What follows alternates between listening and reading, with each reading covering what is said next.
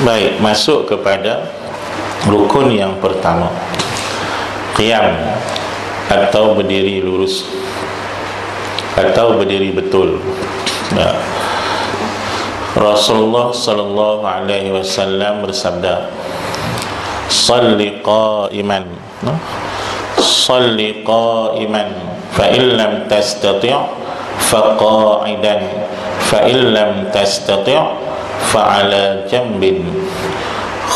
Hadis riwayat Imam Al-Bukhari daripada sahabat yang bernama Imran bin Husain.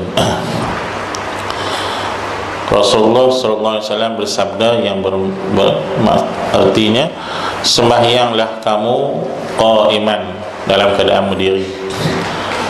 Fa illam tastati', kalau kamu tak mampu, fa qa'idan, maka sembahyang dalam keadaan duduk. Fa illam tastati', kalau tak mampu, fa 'ala jambin, sembahyang berbaring, atas lambung. Jadi daripada situlah ulama ambil hukum, tuan-tuan. Salli, saya cerita mula-mula tadi, fi'lul amri. Nabi suruh, Nabi perintah, hendaklah kamu sembahyang berdiri. Bila perintah, al-amru li mutlaqil wajib. Perintah kalau tak ada menunjuk kepada sunat, hukum dia wajib, kan? Dan Nabi tak pernah sembahyang fardu duduk, kecuali hari dia uzur. Hari dia tak uzur, Nabi tak pernah sembahyang fardu duduk. Maka sebab itu ulama kata sembahyang fardu wajib berdiri dan menjadi rukun sembahyang. Sebab hadis salli qa'iman, Nabi kata hendaklah kamu sembahyang berdiri. Dan Nabi juga tak pernah contohkan sembahyang duduk pada sembahyang fardu dia, kecuali hari dia uzur sahaja. Maka hukum dia sembahyang berdiri itu adalah wajib. Dan berdiri itu telah menjadi kesepakatan ulama, hukum dia wajib, ijma', tuan-tuan dan puan sekalian. Kalau dah ijma' ni, siapa pun tak sah duk lawan dah. Kalau lawan, ada ulama kata boleh menjadi kufur kalau kita menolak ijma' ulama. Baik, dasar hukum kita berapa? Dasar hukum yang telah ulama tetapkan berdasarkan hadis dan Al-Quran itu ada 4. Pertama, Al-Quran.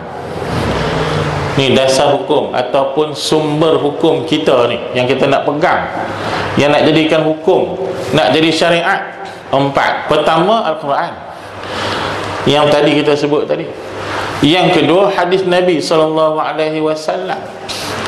Yang ketiga, ijma' ulama, kesepakatan para ulama. Dalil dia mana? Dalil dia ambil Quran, ayat wa may syaqiqir rasul.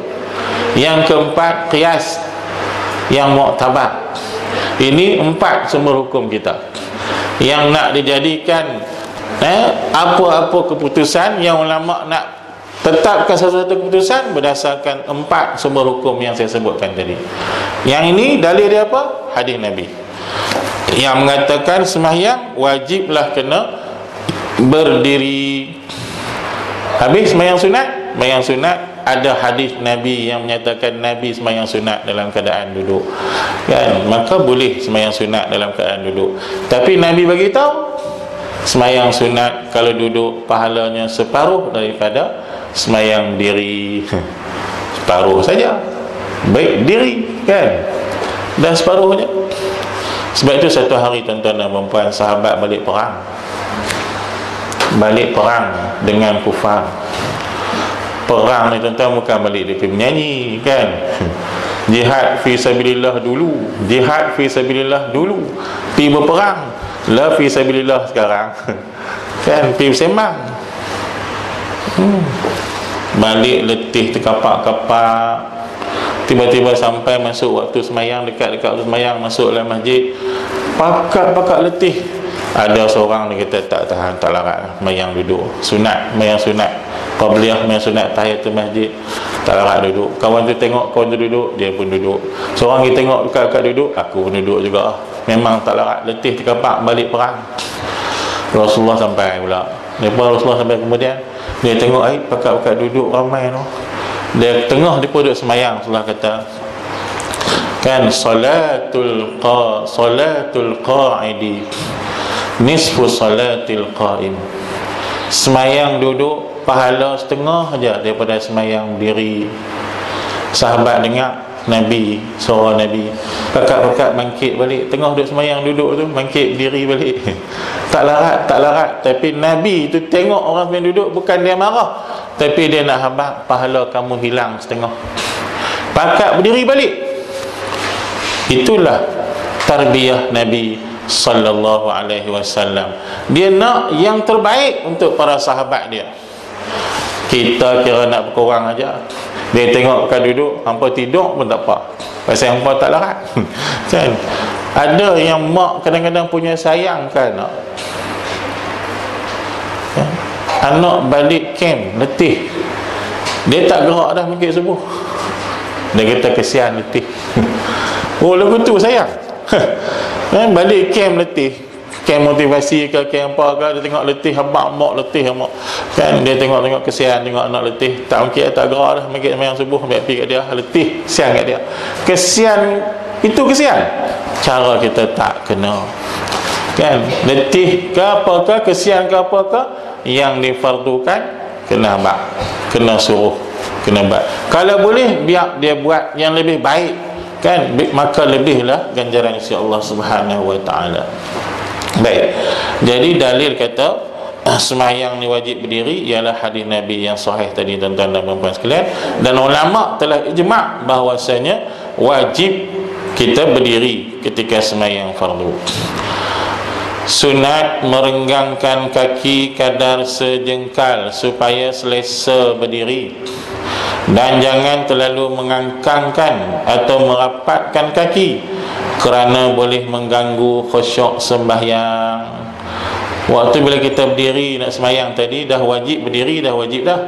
Tapi bila kita nak berdiri, eloklah kita renggangkan kaki kadar sejengkal. Bagi orang perempuan agak-agak lah, kan. Tapi jangan rapat sangat. Kerana apa? Boleh mengganggu khusyuk. Bila rapat sangat, memang kita, kedudukan kita jadi macam tak berimbang. Sebab kita, badan kita rimbang, kaki bila dipacak, bila rapat memang tak berimbang. Sekali tumbang lagi, kan, tumbang ganggu orang pula. Maka duduk bagi selesa. Satu hari Ibnu Mas'ud radhiyallahu an melihat seorang lelaki. Ibnu Mas'ud ni, tuan-tuan, di antara ulama di zaman sahabat. Ni pakar-pakar ilmu dalam zaman sahabat. Di antara dia Ibnu Mas'ud, Ibnu Abbas. Ini semua orang hebat-hebat tak? Dia tengok seorang lelaki sembahyang merapatkan buku lalinya. Lalu beliau berkata, jikalau diberikan ruang antara dua kaki itu, kan lebih menepati sunnah. Sahabat tengok Nabi sembahyang, dia tahulah sunnah Nabi sembahyang tak kaki macam mana. Tiba-tiba dia tengok seorang tu sembahyang rapat kaki gitu. Dia kata kalau boleh renggangkan kan lebih menepati sunnah. Maknanya cara sembahyang Nabi, maksud dia, maka sebab tu kena renggang sikit. Ulama nak buat keputusan renggang tu renggang banyak mana, maka akhirnya ulama kaji hadis. Dia kata lebih kurang senang nak bagi kita faham, agak-agak sedengkai, senang.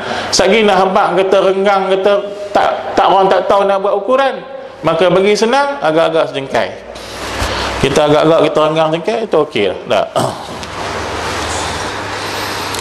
Baik, sunat meluruskan saf di dalam solat berjamaah, dan sunat merapatkan saf supaya tidak renggang, iaitu hendaklah suddul khalal, menutup ruang-ruang yang renggang tadi, iaitu apa? Dengan menyamakan bahu masing-masing dan tidak merenggangkan saf kita. Itu di antara benda yang kita kena bagi perhatian bila kita sembahyang. Kalau sembahyang seorang tak apa, sembahyang seorang dah tak perlu rapatkan saf, tak perlu betulkan saf, tapi cuma berdiri bagi betul dan renggangkan kaki jarak lebih kurang sejengkal itu. Tapi bila kita sembahyang berjamaah, kita kena rapatkan saf, kena bagi bau itu sama. Tuan-tuan dan puan-puan sekalian,